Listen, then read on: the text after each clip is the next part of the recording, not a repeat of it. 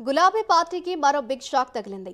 తెలంగాణ కాంగ్రెస్ చేపట్టిన ఆపరేషన్ ఆకర్ష దెబ్బకి గులాబీ పార్టీ చతికిల పడిపోతోంది. ఒక్కో బీఆర్ఎస్ ఎమ్మెల్యే కారు దిగి హస్తంగూటికి చేరుతుండటంతో గులాబీ పార్టీ ఖాళీ అవుతోంది. నిన్న రాజేంద్రనగర్ ఎమ్మెల్యే ప్రకాష్ గౌడ్ బీఆర్ఎస్ పార్టీకి గుడ్ బై చెప్పి కాంగ్రెస్ పార్టీలో చేరగా, కాసేపటి క్రితం శేర్లింగంపల్లి ఎమ్మెల్యే అరకపూడి గాంధీ సైతం కాంగ్రెస్ గూటికి చేరారు. సీఎం రేవంత్ రెడ్డి సమక్షంలో ఆయన కాంగ్రెస్ కండువా కప్పుకున్నారు. జూబ్లీహిల్స్ లోని సీఎం నివాసంలో ఎమ్మెల్యే అరకపూడి గాంధీకి కాంగ్రెస్ కండువా కప్పి పార్టీలోకి ఆహ్వానించారు సీఎం రేవంత్ రెడ్డి. అరకపూడితో పాటు పలువురు కార్పొరేటర్లు, నేతలు కాంగ్రెస్ పార్టీలో చేరారు.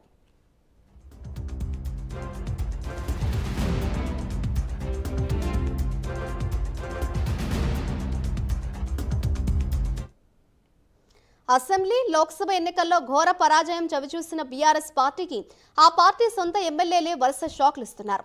ఇప్పటికే 8 మంది ఎమ్మెల్యేలు బీఆర్ఎస్ ను వీడి కాంగ్రెస్ పార్టీలో చేరగా, తాజాగా అరకపూడి గాంధీ చేరికతో ఆ సంఖ్య 9కి చేరినట్లయింది. అయితే గ్రేటర్ పరిధిలో మరో 6 ఎమ్మెల్యేలు కూడా కాంగ్రెస్ పార్టీలో చేరుతారనే ప్రచారం జోరుగా సాగుతోంది. దీంతో ఇంకా ఎవరెవరు హస్తం పార్టీలో చేరుతారనేది తీవ్ర ఉత్కంఠగా మారింది. రేపు కాంగ్రెస్ పార్టీలోకి బీఆర్ఎస్ ఎమ్మెల్సీ నవీన్ కుమార్ రావు కూడా చేరబోతున్నట్లుగా సమాచారం.